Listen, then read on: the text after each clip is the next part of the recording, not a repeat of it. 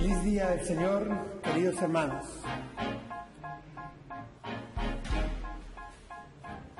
He escogido como título para nuestra reflexión en este día domingo, el que tenemos en pantalla y nuestro diácono Miquel ya anunció: la paz de Dios cuidará sus corazones y sus pensamientos.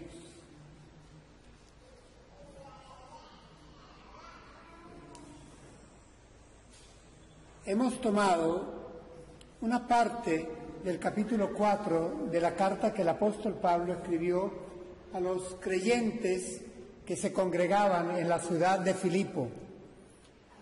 Y de eso que hemos leído, voy a tomar tan solo 3 versículos para la exposición del mensaje.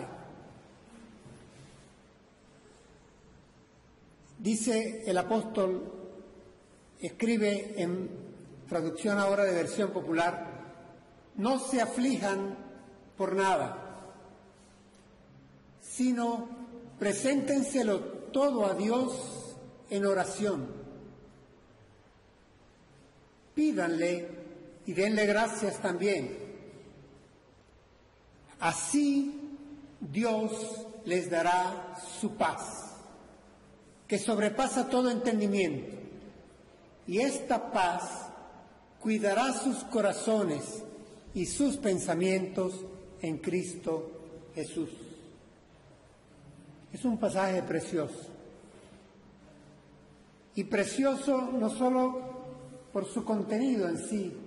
Para nosotros hoy en día, en pleno siglo XXI, es precioso también porque como miembro de esta sociedad en Occidente, tenemos que reconocer que vivimos rodeados de tensiones, de presiones, de afanes. Hace 100 años no existía una palabra que hoy en día todos manejamos y casi que la utilizamos cada día, y es la palabra estrés. Esta palabra es un anglicismo, no existía antes, y los norteamericanos y los ingleses decidieron inventarla, porque era necesario describir aquella tensión sostenida y mantenida que causa disturbios mentales o somáticos corporales en una persona. Esa viene a ser la definición de estrés. Estrés es una presión sostenida, mantenida sobre un individuo de manera crónica en el tiempo y que logra alterar su sistema nervioso y también su cuerpo. Eso es estrés.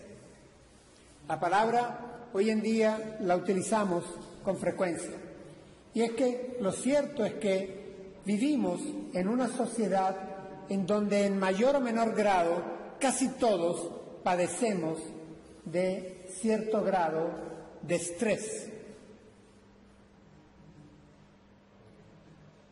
En Estados Unidos se habla de la generación Prozac por el medicamento tan famoso que es prescrito a más del 10% de la población norteamericana por razones de ansiedad y depresión. Mi llegada al viejo continente me ha hecho ver que la situación aquí es similar a la que es reflejada por los países anglosajones, inclusive Australia, Estados Unidos, Inglaterra, y en Europa, esta Europa occidental también. Estamos en una generación en donde han aumentado los trastornos mentales y han aumentado los trastornos psicosomáticos. Trabajé hasta hace pocos años como profesor en una escuela de medicina por mucho tiempo y tuvimos que ir cambiando en el transcurso de los lustros el enfoque que dábamos a muchas de nuestras enfermedades y enseñar a los muchachos, a los que estaban estudiando la carrera y aprender nosotros como docentes también, que casi, préstenme atención, casi 2/3 partes de las enfermedades tienen un componente importante de ansiedad, de depresión, de estrés, de angustia, de inquietud, de tribulación, y son, por lo tanto, entran en el gran pedazo del pastel, psicosomáticas.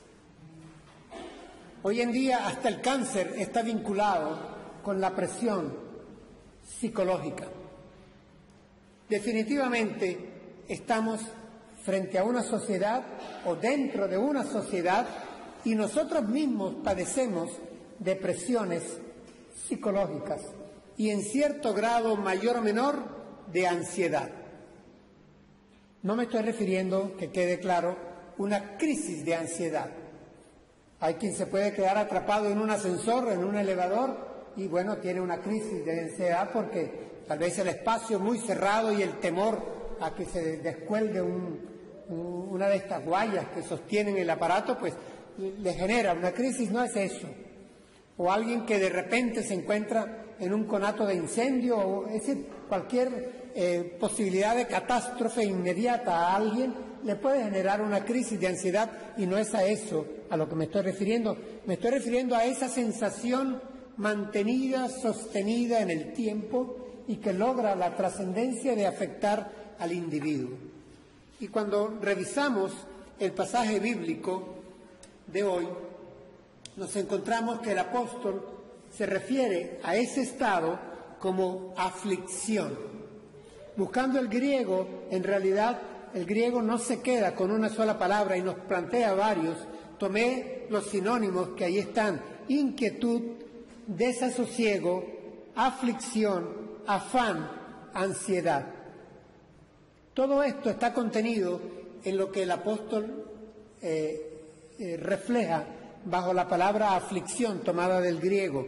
Está la inquietud, es decir, la pérdida de la quietud, pérdida de la paz. Está el desasosiego, ese estado de intranquilidad que a veces nos cautiva el día. A veces estamos recostados en nuestras camas y no arrugamos la sábana porque estamos tensos. Eso nos acontece. A veces incluso el exceso de trabajo que nos ha producido cansancio no nos permite conciliar el sueño en la noche. La cantidad de pacientes que van a los consultorios por trastornos del sueño ha hecho que en los países desarrollados prácticamente todo hospital de cierto nivel tenga una clínica o consultorios especializados en el sueño. ¿Cómo lograr que la persona pueda descansar relajadamente un número de horas para poder funcionar? El afán. Sobre esto volveremos a tocar el próximo domingo este tema, porque este tema lo merece, y porque conociendo la congregación como la voy conociendo a Amposta como lo voy conociendo a la sociedad española como la voy conociendo, veo que no es excepción. Estamos dentro de una sociedad estresada, afanada, y la Iglesia de Jesucristo no es ajena a esa realidad. Más aún, la expresa, la vive, la sufre. El gran teólogo, médico, psiquiatra, que ya está con el señor canadiense John White, trabajó este tema. Y él decía: no me preocupa que las iglesias tengan miembros, asistentes, que sufran de problemas psicológicos. Toda la sociedad los tiene.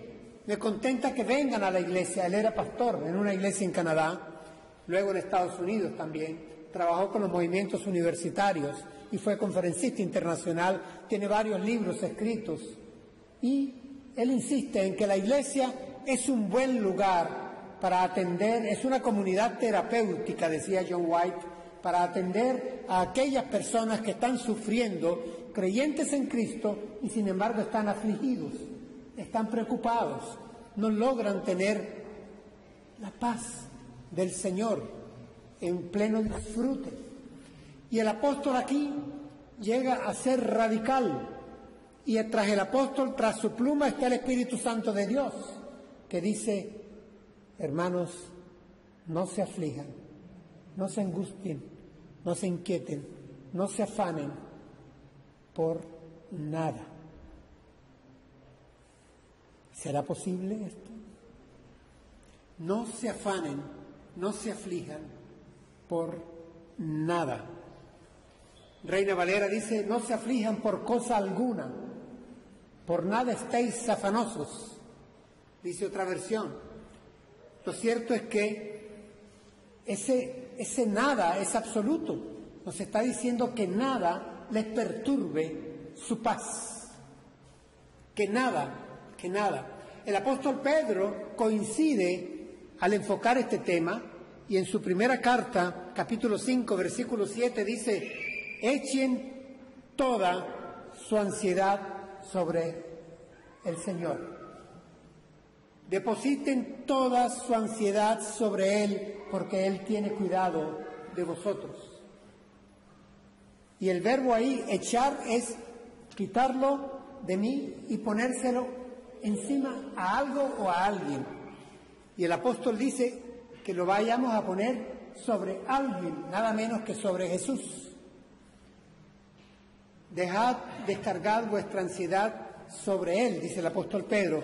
Pero sigamos con el texto que escribe el apóstol Pablo a los Efesios: no se aflijan por nada.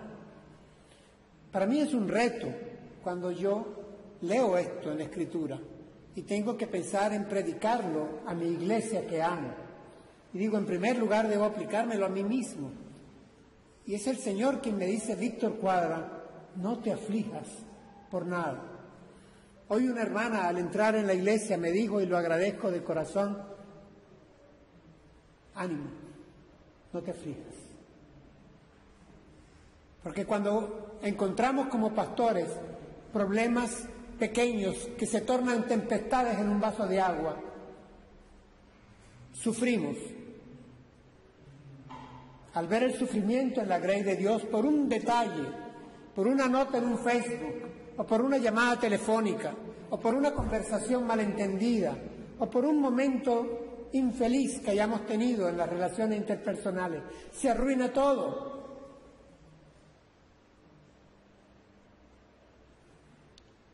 Y como pastor les digo que estoy afligido, y este mensaje viene para mí, porque para mí también es: Víctor Cuadra, no te aflijas por nada. Y por nada también está la situación de la congregación que me ha sido confiada para pastorear. No te aflijas, no estés afanoso, descansa. Vamos a ver qué me recomienda y qué les recomienda, hermanos, a cada uno de ustedes el Espíritu Santo a través de este pasaje que escribió el apóstol Pablo. Dice: sino, por el contrario, en lugar de que yo me aflija, que me afane, que esté ansioso, en lugar de eso, dice: preséntenselo todo a Dios en oración, pídanle y denle gracias también. Alguien podrá decir, bueno, y tal vez si tuviéramos aquí algún psicólogo, alguien que trabajara ciencias de la conducta, podría decir, bueno, yo hubiera esperado para un problema como la ansiedad, como la inquietud, el desasosiego, la depresión, la angustia, la pérdida de la paz, la aflicción, hubiera esperado un consejo un poco más grande de parte del apóstol, algo que dice: oren, preséntenselo todo, eso sí, todo. Preséntale todo, Víctor, al Señor en oración. Preséntaselo todo. No dejes un pedacito. Preséntale todo. Si me dice que no me aflija por nada, me dice que presente todo. Tiene lógica. Que no me aflija por nada, entonces que presente todo.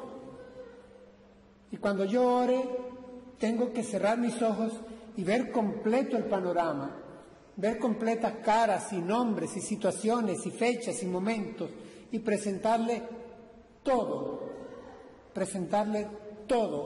en oración. Hermanos, no hay otra forma de orar que de rodillas. Y no me refiero a la posición, es arrodillando el corazón, es arrodillando el orgullo, es arrodillando el yo. Preséntenle todo a Dios en oración. El apóstol Pedro dice, porque Él cuida de ustedes, Él cuida de mí. Preséntenle todo a Dios en oración, en toda ocasión, dice el apóstol Pablo en otro pasaje, en toda ocasión, con todo ruego, en todo momento, preséntenle todo a Dios en todo momento. Entonces eso viene para mí, en todo momento. Yo tengo que recordar que soy hijo. Yo no soy un huérfano. Yo soy hijo y tengo un Padre, y es el Padre Celestial. Y revisando el Padre Celestial, yo veo que es un Padre que me ama. Y que si me ama y me ve en aflicción, Él va a atenderme.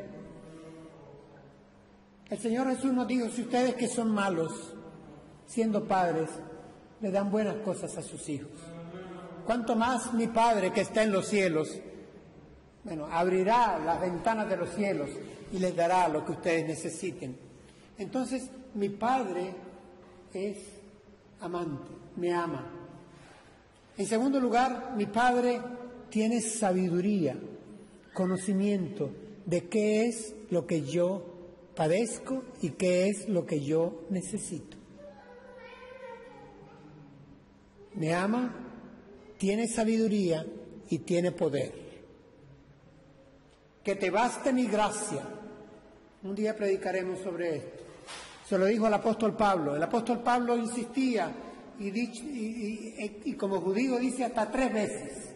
Le he dicho, quítame esto que viene, que tengo, que me aflige en mi cuerpo. Y su respuesta ha sido, que te baste mi gracia. Lo cierto es que la gracia de Dios no nos dejará, hermanos, ir a donde no pueda cubrirnos. La aflicción, el problema, la ansiedad, la presión, lo que haya, recordemos que tenemos un Padre amante, sabio y poderoso, que nos cubrirá conforme las riquezas en gloria que tiene en Cristo Jesús. Tenemos que tener, por lo tanto, un sentido de dependencia. Víctor Cuadra, tú tienes que reconocer que tú dependes del Espíritu Santo de Dios para que te sostenga como pastor de Amposta y Vinaroz. Yo tengo que reconocer delante de Dios que yo dependo de Él para poder ministrar a la iglesia. Y hermanos, cada uno de ustedes tiene que recordar que depende de Dios como hijo, de ese Dios amante, de ese Dios sabio, de ese Dios todopoderoso. Si Él me ama y Él sabe y Él puede, Él lo hará.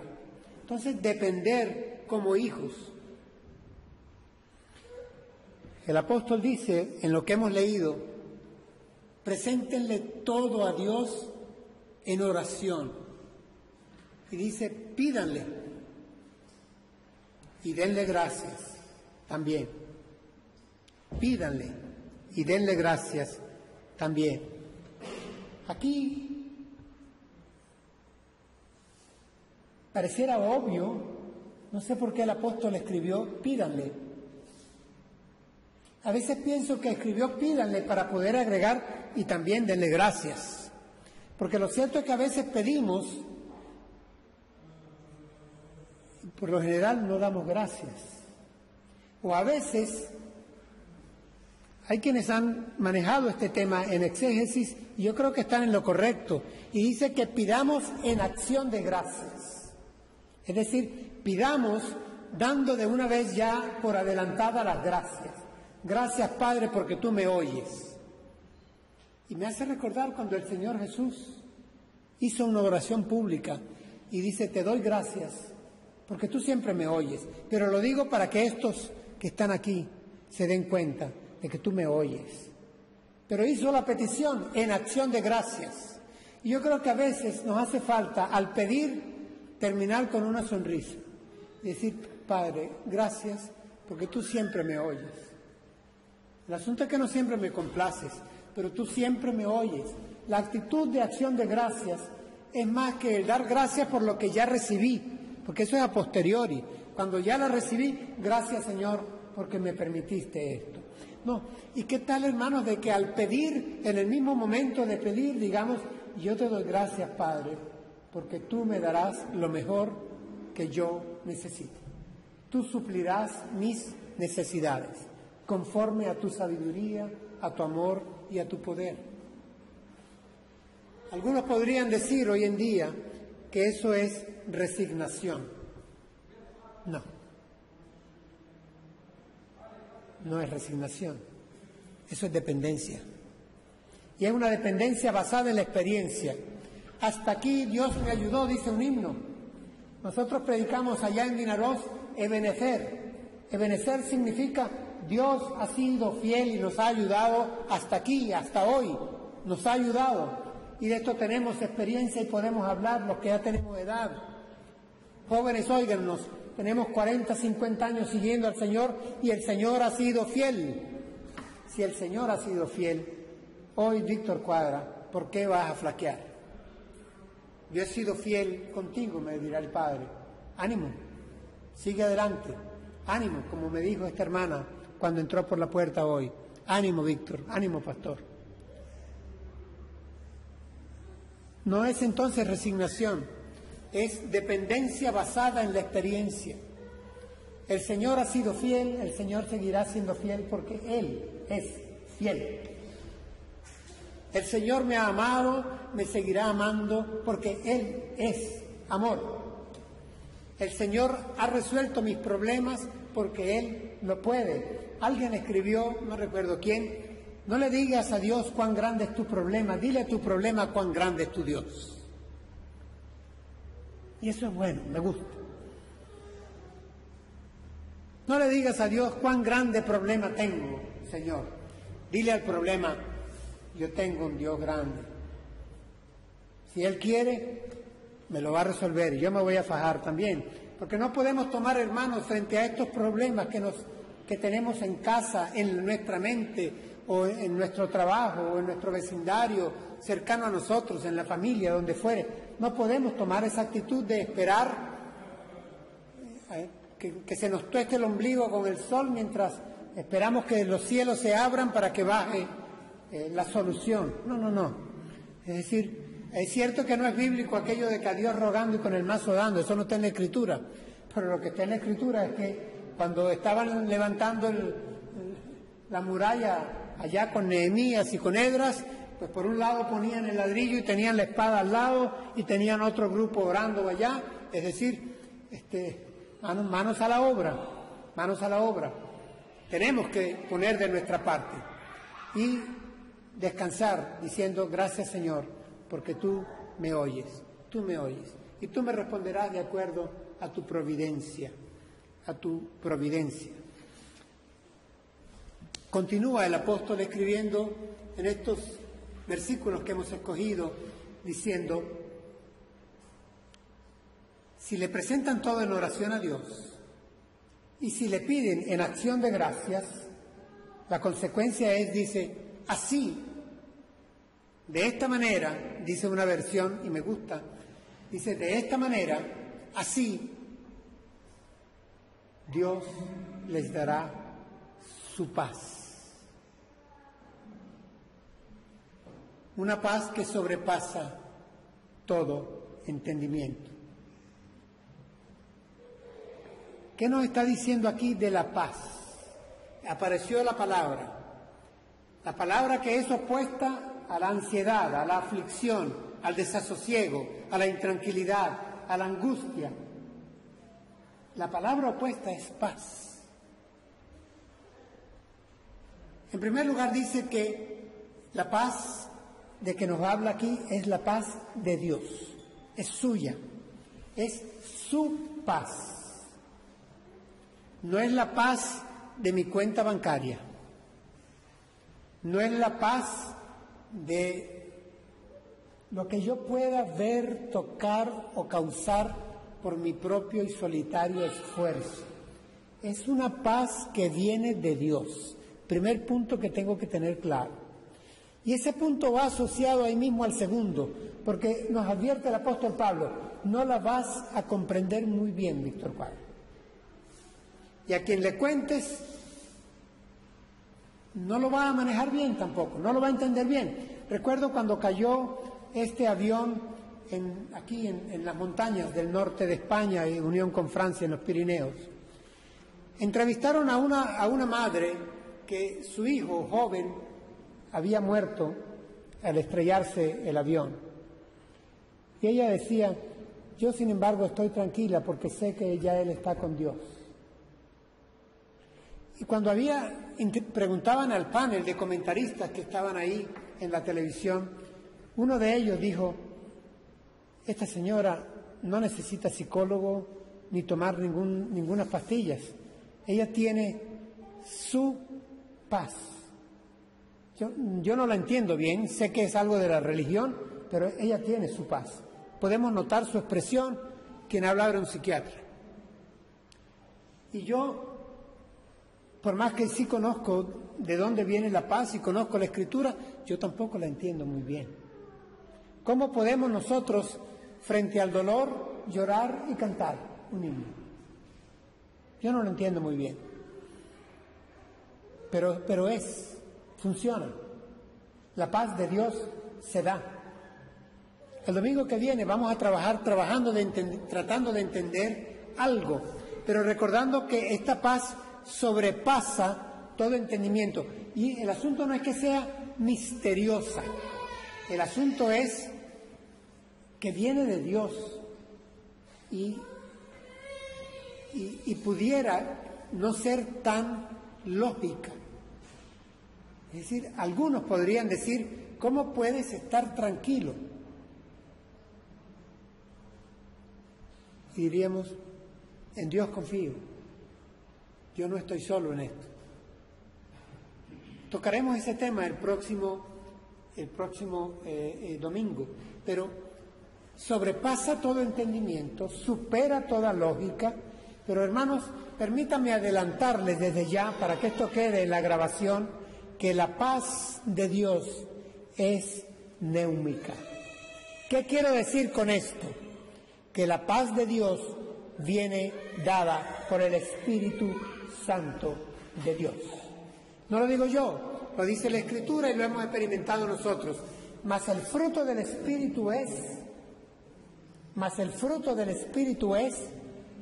paz. Comienza con ahí, con paz, paciencia, amor, benignidad, mansedumbre, fidelidad, bondad y dominio propio. Pero está la paz como fruto del Espíritu, así que no nos extrañemos que esto no lo podamos entender bien, porque el Espíritu Santo no lo podemos capturar. Pero es una realidad que hemos experimentado nosotros. El Espíritu Santo está en nosotros. Desde que nacimos de nuevo, ya tenemos el Espíritu de Dios, que es el Espíritu de Cristo, que es el Espíritu Santo en nosotros. Entonces, su paz supera el entendimiento porque es una paz neúmica. Eso lo trabajaremos el próximo domingo. Continuemos porque el apóstol dice, y esta paz, yo puse aquí el verbo traducido literalmente del griego, porque el verbo aquí es un verbo militar. Dice custodiará, puse cuidará. Es decir, custodiará, el verbo dice montará guardia. Esta paz cuidará, custodiará, montará guardia, vigilará cual un centinela, guardará, cuidará, custodiará. ¿Qué? Y lo pone el apóstol con una confianza de que va a haber un cumplimiento a lo militar. Esta paz va a custodiar, a cuidar. ¿A cuidar qué? Miren, ahí vemos cómo hay revelación de parte de Dios a través de su Espíritu en esta palabra. Pensamientos y sentimientos. Va a cuidar, va a custodiar nuestros pensamientos y nuestros sentimientos. Va a trabajar en nuestras emociones y en nuestras razones, en nuestra mente y en nuestro corazón, en nuestro cerebro y en nuestro sentir, en nuestro pensar. Esas dos grandes fuentes o de paz o de desasosiego, porque a veces podemos pensar y se nos echa a perder el sentir, o a veces somos capaces de sentir bien, pero el pensamiento no nos acompaña, y a veces hay división entre el pensar y el sentir, o a veces están afectados los dos. Lo cierto es que la paz de Dios nos asegura la palabra. Custodiará, Víctor Cuadra, tus pensamientos y tus sentimientos. Custodiará mi corazón y mi cerebro. Custodiará mi mente, mi pensar, hasta mi soñar. Custodiará mi sentir, en emoción, ya sea del momento o en sentimiento que se queda y perdura. Pero va a custodiar, va a cuidarlo. Esa paz va a guardarlo, va a atender. ¿De qué manera? ¿Hay algún milagro en esto? ¿Cómo lo hará? ¿Cómo trabajará esa paz para custodiar, para cuidar, para guardar, para montar guardia cual centinela de mis pensamientos y de mis sentimientos? ¿Cómo lo va a hacer? Dice, en Cristo Jesús. Y vuelve a aparecer la frase que trabajamos el domingo pasado, ¿recuerdan? Cuando decíamos que las buenas obras han sido preparadas por el Señor para que andemos en ellas, en Cristo Jesús. Hemos sido nosotros ya designados para andar en buenas obras en Cristo Jesús. Y aquí vuelve la expresión del apóstol. Dice, la paz de Dios guardará sus sentimientos y sus pensamientos en Cristo Jesús. ¿De qué manera? En Cristo Jesús. En Cristo Jesús. Hermanos, revisando varios comentaristas, todos coinciden. Aquí hay un círculo virtuoso. La paz de Dios guardará mis pensamientos y mis sentimientos, le montará guardia, los custodiará, manteniendo mis pensamientos y mis sentimientos vinculados a Cristo Jesús. Es decir, centrados en Cristo Jesús. Yo debo de poner mis pensamientos en Cristo y entonces la paz de Dios va a guardarlos, porque yo los estoy poniendo en Él, pensando en Cristo, sintiendo con Cristo, mi paz queda custodiada. Es decir, el círculo es virtuoso. Aquí no hay magia, aquí no hay un misterio. El asunto está en que yo trabaje en mi mente y la oriente hacia Cristo. ¿Recuerdan aquel famoso pasaje, en qué pensar, en esto pensar? El apóstol dice, ¿en qué debemos ocupar nuestra mente? ¿Dónde la debemos poner? Pasaje muy precioso que ya una vez tocamos. Dice, poniendo los ojos en Jesús, fijándonos en Él, concentrando nuestra mente y nuestro corazón en Él. Ahí viene la paz. Esto lo vamos a encontrar muy bonito en el sermón del próximo domingo. Pero yo puedo adelantarlo desde ya porque aquí está. Debo de centrar mis pensamientos, yo debo de centrar mis sentimientos vinculándome a Cristo Jesús. Y ahí voy a tener paz. Ahí Dios me dará su paz. ¿Estamos claros? Si yo veo mi problema, si yo como Abraham considero mi edad, no voy a tener fe en esperanza contra esperanza, porque veré mi edad y no avanzo. Lo que se me pide es que yo ponga la mirada en Jesús, que me centre en Jesús. Y este pasaje del apóstol Pablo pide que para que tengamos paz, presentemos todo a Dios en oración, y Él lo que nos dice es que nos garantiza que nos va a custodiar nuestra mente y nuestro corazón, nuestros pensamientos y nuestros sentimientos, pero que debemos centrarlos en Cristo Jesús. Pensar en Él, sentir con Él.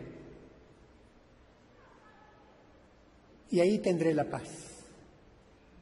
Es interesante que en el Nuevo Testamento se habla del Dios de paz, refiriéndose al Padre.